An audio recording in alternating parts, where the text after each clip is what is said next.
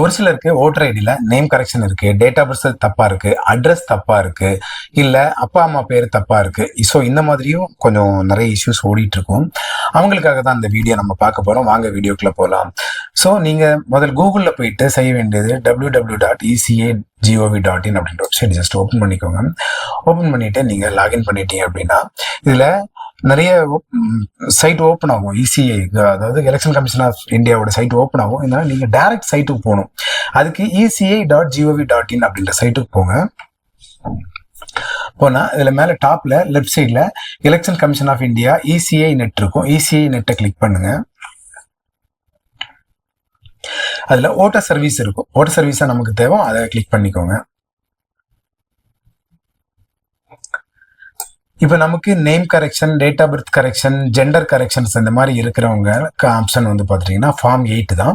இதை நீங்கள் கிளிக் பண்ணீங்க அப்படின்னா யாருக்கு நீங்கள் உங்களுக்கு கரெக்ஷன் பண்ண போறீங்களா இல்லை உங்களுடைய ஃபேமிலி மெம்பர்ஸ்க்கா, ரிலேட்டிவ்க்கு அப்படின்னு கேட்கும்.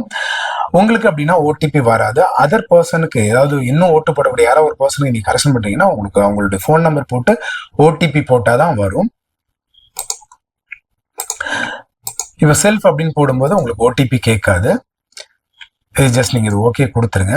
இதில் correction of entries in existing electoral roll அப்படின்னு கேட்குது. அது ஏற்கனவே ஓட்டர் ஐடி இருக்கிறவங்களுக்கு கரெக்ஷன் மட்டும், ஷிஃப்டிங் கிடையாது, அதர் லொகேஷன் கிடையாது, கரெக்ஷன் மட்டும் அப்படின்ற ஒரு ஆப்ஷன் இருக்குது. அதை நீங்கள் கிளிக் பண்ணியாச்சு அப்படின்னா இது ஃபர்ஸ்ட் பேஜ் நீங்கள் ஓப்பன் பண்ண ஃபர்ஸ்ட் செக்ஷன் ஏ நீங்கள் கிளிக் பண்ண வேண்டியது இல்லை. அதில் ஜஸ்ட் நீங்கள் நெக்ஸ்ட் போயிடலாம். பில வந்து உங்களுடைய டீட்டெயில்ஸ் கொடுக்கணும். பில வந்து என்ன அப்படின்னு பாத்தீங்கன்னா டீட்டெயில்ஸ் கேட்டிருக்கா. இதுல ஃபர்ஸ்ட் நீங்க உங்களுடைய ஆதார் கார்டு போட்டு உங்க ஆதார் நம்பரை வந்து நீங்க ஃபில் பண்ணிருங்க. ஃபில் பண்ணினாதான் நீங்க அடுத்த லொகேஷனுக்கு நீங்க போகவே முடியும். அப்படி இல்லாட்டி நீங்க வந்து போக முடியாது, இன்கம்ப்ளீட்டடா தான் நிற்கும். அடுத்த பேஜ் நீங்க ஓப்பன் பண்றதுக்கான வாய்ப்புகள் ரொம்ப ரொம்ப கம்மி. பண்ணியாச்சா? பண்ணிட்டு ஸோ உங்களுடைய செல்ஃப், உங்களுடைய மொபைல் நம்பர் கொடுத்துருங்க.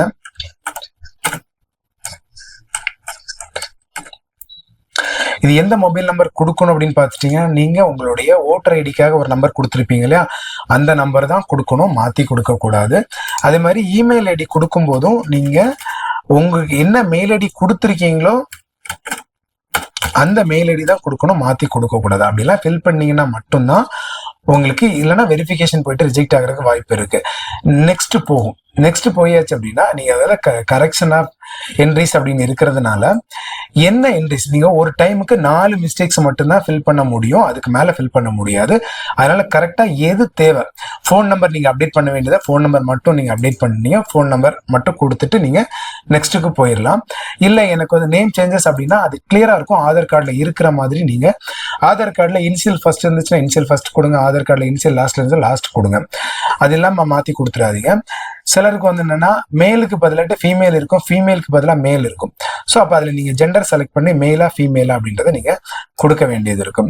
டேட் சிலருக்கு வந்து என்ன அப்படின்னா கன்ஃபியூஷன் இருக்கும். சர்டிஃபிகேட்ல ஒரு டேட் ஆஃப் பர்த் இருக்கும், தெரியாம ஆதார் கார்டில் ஒரு டேட் ஆஃப் பர்த் இருக்கும், அதை நீங்கள் கரெக்ஷன் பண்ணியிருப்பீங்க. அப்போ அதில் இருக்க அட்ரஸ் நீங்கள் கரெக்டாக கொடுக்கணும். சிலருக்கு வந்து ரிலேஷன் டைப்ஸ், இப்போ வந்து wife of, husband of, father ஆஃப்ன்ற அந்த இது கூட இருக்கும், அதை கூட நீங்கள் வந்து இதில் கரெக்ஷன் பண்ணிக்கலாம். ரிலேட்டிவ் நேம், அத ஃபாதர் மதர் அந்த மாதிரி நேம்ல வந்து கூட அது யார் ரிலேட்டிவ் நேமா அவங்க சர்நேம் நீங்க அதை கொடுத்து கூட ஃபில் பண்ணிக்கலாம். அட்ரஸ் சேஞ்ச், ஃபார் எக்ஸாம்பிள் நம்ம இப்போ வந்து என்ன பண்றோம் அப்படின்னு வச்சுக்கோங்களேன், phone number, mobile number, photo வந்து சிலருக்கு வந்து கிளியரா இருக்காது, இல்லைன்னா அது வந்து கரெக்டா இல்லை அப்படின்ற மாதிரி ஃபீல் பண்ணீங்கன்னா நீங்க அதுவும் சூஸ் ஃபைல் கொடுத்து உங்களுடைய போட்டோ வந்து நீங்க ஆட் பண்ணிக்கலாம். ஸோ இதை நீங்க கரெக்டா ஒரு டைமுக்கு 4 கரெக்ஷன் மட்டும் தான் பண்ண முடியும், அதுக்கு மேல பண்ண முடியாது. நீங்களே இப்ப பாருங்க, இப்ப நான் 4 கரெக்ஷன்ஸ் செலக்ட் பண்றேன், 5வது கரெக்ஷன் ஆட்டோமேட்டிக்கா வந்துட்டு ஹைட் ஆயிரும், உங்களால பண்ண முடியாது. ஸோ முடிஞ்ச வரைக்கும் 4 கரெக்ஷன் மட்டும் நீங்க ஒரு டைம் பண்ணிக்கோங்க. இப்போ நான் வந்து ஃபோன் நம்பர் போடுறேன். ஃபோன் நம்பர் போட்டுட்டு